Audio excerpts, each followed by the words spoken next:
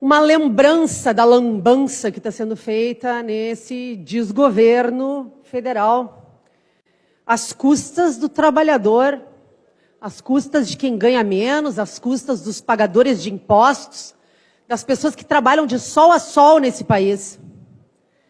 O excesso de gastos de Lula só no início do ano. Vamos deixar bem claro aqui que aquele papinho de ser contra sigilo de 100 anos e tudo, ó, balela e blá, blá, blá, típicos de estelionato eleitoral que a gente sabe que foi cometido durante toda a campanha petista ao governo. Porque o sigilo está mantido, né? O sigilo absoluto dos gastos do governo Lula. 216.800 em gastos no Hotel Meliá Brasil, só em janeiro, porque ele não podia morar no palácio, porque a mobília não era boa o suficiente, e nem tinha sequer olhado dentro dos depósitos, onde a maioria das coisas estava guardada, e foi alvo de fake news, inclusive, amplamente divulgada por uma esquerda irresponsável. Os gastos com a cama e o sofá de couro italiano para o Palácio da Alvorada, entre 65 mil e 42 mil reais. A coroação do rei Charles em Londres foram mais de 40 mil reais de diária de hotel só para o casal, que fechou o andar inteiro do hotel. A viagem de Lula à China e aos Emirados Árabes custou 6,6 milhões de reais ao bolso do trabalhador brasileiro. Quase metade dos custos, 3,2 milhões, se referem à hospedagem.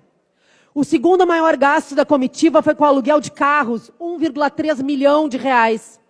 As despesas foram maiores na China, onde houve o gasto de 5,4 milhões no último dia de compromissos, onde o governo realizou ainda um coquetel na Embaixada Brasileira, que custou 130 mil reais aos cofres públicos.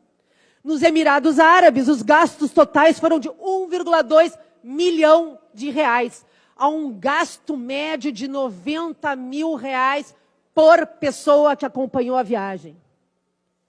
Já prometendo, né, eu li hoje de manhã, nova viagem para a semana que vem. Essa lua de mel do Lula com a Janja não acaba nunca. Quem mais trabalhou até agora nesse desgoverno foi o piloto do avião. É de rir ou é de chorar? Não é de chorar, porque enquanto o trabalhador ganhou 18 reais de aumento do salário mínimo, esse governo vive de luxo e de esbanjar mordomias, recursos de cartões corporativos, e tudo no sigilo dos 100 anos. Desde que assumiu a presidência, Lula já esteve em 8 países. Trabalhar de verdade que é bom? Necas. Nada. O que de fato veio de concreto de todas essas viagens? Nada de concreto. Só discurso e narrativa. Para concluir, esse desgoverno ainda é uma vergonha em nível de aparelhamento de emprego, cabidão de emprego, para as esposas, em geral, dos ministros. 5 mulheres de ministros já são nomeadas para cargos públicos com salários de até 37,5 mil reais.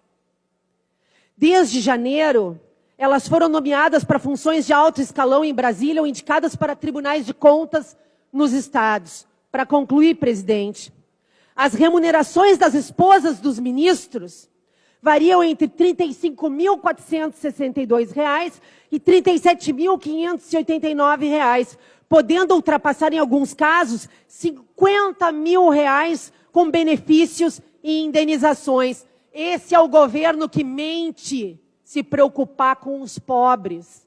Esse é o governo que mente, que se preocupa com quem ganha menos. Esse é o governo que quer poder, concentração de riqueza e renda na mão do seu partido e da elite que o compõe. Obrigada.